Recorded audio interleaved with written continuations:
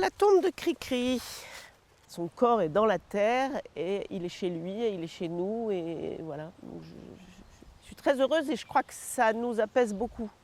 Je crois vraiment que c'est un souhait et une idée et un acte d'amour pour lui. Notre amour n'a pas toujours été simple, hein. Mais je crois qu'il était vrai et voilà, il fallait que ça se termine bien, quoi. Il fallait que ça se termine bien, même si malheureusement ça se terminait. Alors on va sur la sépulture de Christian, mon mari, qui est décédé le 10 novembre 2024. Quelques jours avant qu'il ne meure, il allait très mal d'un cancer, je me suis dit qu'on ne pouvait pas l'envoyer ailleurs qu'ici. Parce que c'est quelqu'un qui a été abandonné, qui n'a pas été aimé, enfin bon bref, qui a eu une vie un peu galère. Et notre rencontre et la rencontre avec Kersin, ce lieu, a été super. Et du coup, je me suis dit, il ne faut pas qu'il s'en aille de Kersin. Donc c'est un trou de 2 mètres, comme ça je pourrais aussi y être quand je mourrai. Et voilà, et c'est un très bel endroit. Je vais mettre mes petites fleurs du moment. Salut mon cri-cri. Hop là. Et hop là, c'est comme ça. Petite étoile. Il était très absent. Forcément, il partait, même quelquefois 2 semaines, etc. Il était très absent. Mais là, du coup, je trouve que ça casse toutes ces années où on n'a pas été assez ensemble, en fait. De toute façon, malheureusement, il est mort. Mais au moins, il est là. Et il fait vraiment partie de mon quotidien. Et puis je vois, maintenant j'ai la chance d'avoir 2 petits-enfants. Les enfants viennent avec leurs petits. C'est pas du tout la même chose de sortir de la maison et de venir ici. Bon, pour l'instant, ils sont trop petits pour comprendre ce qui se passe, mais ça n'a rien à voir que de dire on va aller, on prend le truc, on traverse des tombes. Tandis que là, je vois, il dit on va voir papy, et hop, il passe par là, et c'est super, quoi.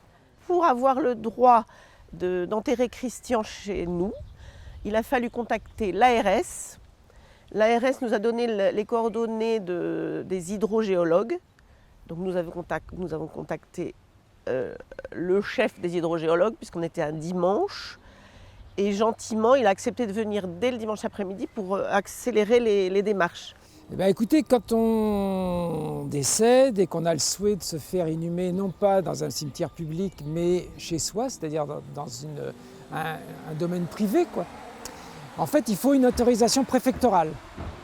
Et pour avoir cette autorisation préfectorale, il faut l'avis de ce qu'on appelle un hydrogéologue agréé, c'est-à-dire en fait une sorte d'expert agréé par le ministère de la Santé, pour rendre des avis essentiellement sur le risque de pollution des eaux, et en particulier des eaux souterraines. C'est régulier, on a à peu près moins de 10 demandes par an d'inhumation en terrain privé, alors c'est entre 2 et 5-6 par an, on va dire, pour la région Bretagne, c'est-à-dire les 4 départements bretons. Des personnes privées, indépendantes, qui souhaitent se faire enterrer chez eux, soit des gens qui souhaitent de se faire enterrer dans le château familial et souvent dans des anciennes chapelles dans lesquelles toute la famille, alors c'est souvent des vieilles noblesses par exemple, mais aussi pour les congrégations religieuses. Parmi les gens qui vont voir la vidéo, le reportage, il y en a peut-être qui vont vouloir faire comme vous. Ouais. Quel est le conseil que vous leur donneriez ? S'ils le sentent de faire les démarches et de le faire, alors sachant que ça dévalorise un terrain. Le fait qu'il y ait une sépulture sur un terrain, ad vitam aeternam, les gens qui auront ce petit bois devront laisser un accès pour que nous puissions nous recueillir, ou mes arrière-petits-enfants, etc. Donc il faut savoir aussi que c'est une contrainte. Il n'y aura personne d'autre pour venir entretenir et voilà, et ça dévalorise un lieu.